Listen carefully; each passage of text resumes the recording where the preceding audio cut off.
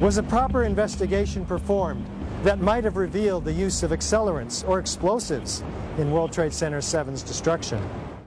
NIST concedes that they found no evidence for explosives. So then we asked them, well, did you look? And they said, no, we did not look for explosives or residues of explosives. Big explosion. Blew us back into the 8th floor. I'm okay, all right? Here, hold on. You want to call your mother or something? Just the fact that there were explosions means they need to be investigated. Keep your eye on that building. It'll be coming down. The building is about to blow up. Moving back. We are walking back. There's a building about to blow up. We don't have the real story on what happened because there wasn't a proper investigation done.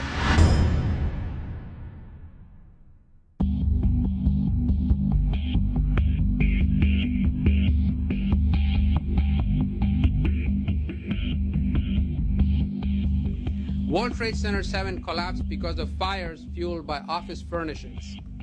It did not collapse from explosives or from fuel oil fires. As reported by the New York Times, engineers were baffled by the collapse of Building 7. Since no steel frame high-rise has ever completely collapsed due to fire, how are we to understand this mysterious event? High-rise buildings simply do not collapse due to fire. There has never been until 9/11 an experience where a high-rise building that was steel frame completely collapsed. There have been fires burned longer in similar structures without any collapse. This claims the fires were very large, very hot, and long-lasting, when in reality, observation, which has been researched by many people, shows these fires did not last very long. They were not in the locations where NIST claims they were at given times. I'm a fellow of the American Institute of Architects. For the 40-plus years that I've been practicing architecture, I have designed a variety of buildings from small houses to high-rise office buildings. Some of the high-rises that I've worked on are 1 shell and 2 shell here in Houston. I was project manager for a 22-story office building in Akron, Ohio. Later in the day, when World Trade Center 7 collapsed, they had already showed us pictures of a few fires in that building, and I mean, they weren't even raging. And how could that cause a building to collapse as if it were imploded? Couldn't happen.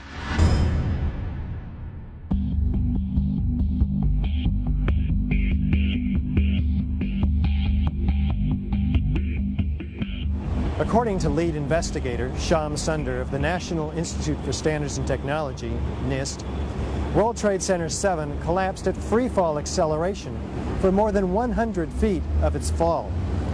What does the speed of the collapse reveal to us? Essentially, in less than 7 seconds, Tower 7 came down upon itself. It's just like taking your car keys out and just dropping them. That's how fast the building came down, for over 100 feet. And the only way you can get that is when there's zero resistance. And so what we're looking at is a building just coming straight down, falling right through itself with zero resistance. Buildings don't have zero resistance, which is why you feel comfortable walking into a building. This building had 40,000 tons of structural steel in its structural system, and that is intended to keep it from going anywhere. NIST is telling us that the building below it ceased to exist for the first few seconds of the collapse of the building. Well, things in physics just don't cease to exist and cease to resist the forces that are on them. The building didn't disappear so the building can fall for 100 feet at free fall speed. That's impossible. That's a violation of the fundamental law of physics that says that for every action there's an equal and opposite reaction. If floors fall, they tend to fall and are braced by the floor directly beneath it. And there's some delay there. Because of redundancy, because of all the other columns in the building that were not affected. Even if a floor were to collapse, it still wouldn't be able to collapse all of the connections simultaneously at the rate that it did, without secondary explosions.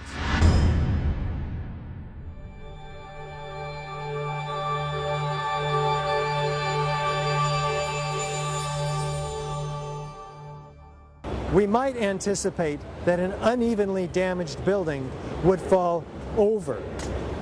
Yet, videos of the collapse of Building 7 show a fairly symmetrical fall. How do we make sense of this?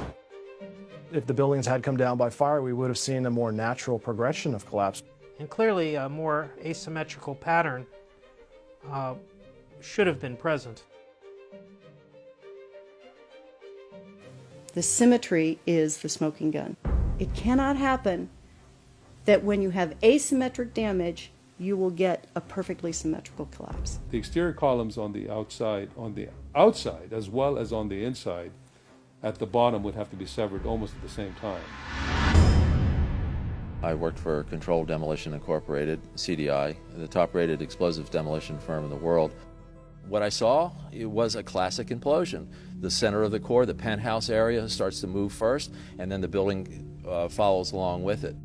That's another indicator that this NIST report is very suspect. When it's all finished, the outside walls are piled one on top of the other right in the middle of the building. Just like a house of cards if it were coming down. According to NIST, the failure occurred at column 79 on level 12. This means basically they're talking about a single columnar collapse or failure that resulted in a total collapse of the building. That just does not make any sense.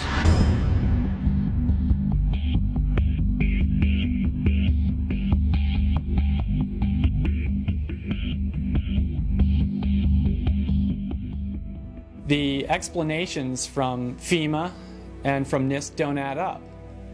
But there is enormous circumstantial evidence, circumstantial and actually physical evidence as well, that would lead us to a different conclusion. And the conclusion is controlled demolition. Dit is controlled demolition. Zeker weten. Zeker weten. Er is nagesprongen. Dit is in opdracht gebeurd. Dit heeft een team gedaan van experts. Building 7 to me is really what gives it away, because that's a classic case of controlled demolition.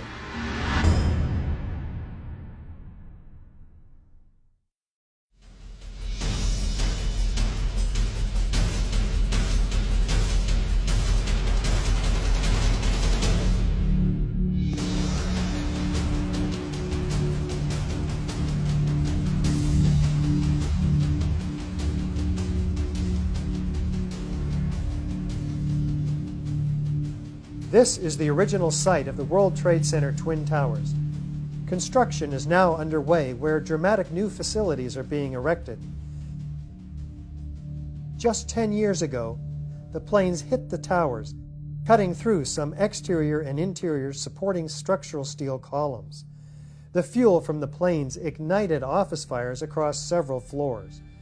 According to the official reports, the structural steel frame was weakened and failed, causing a total progressive collapse of each tower. Does the official explanation make sense? Was there a comprehensive investigation that examined all of the evidence? I walked into the office and the first words that I heard was, planes just run into the World Trade Center.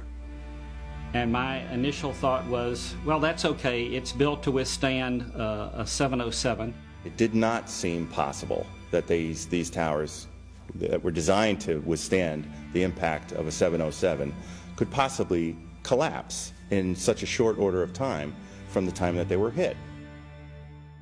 The majority of the jet fuel was burnt up instantly in the big fireball, and it was gone.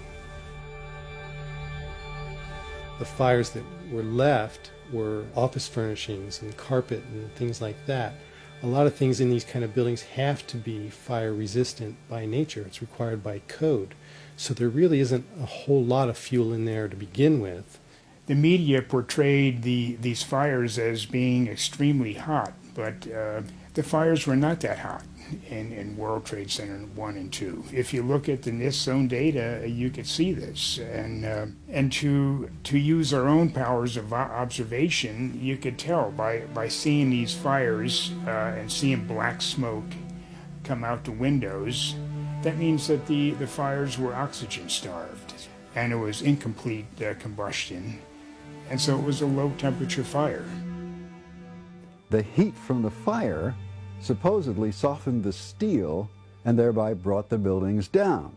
If you have a flame at 750 degrees, you can hold that flame under a steel beam forever, and you'll never reach a high enough temperature to bend steel, let alone melt it. So immediately I knew at that point that the official explanation was dead wrong.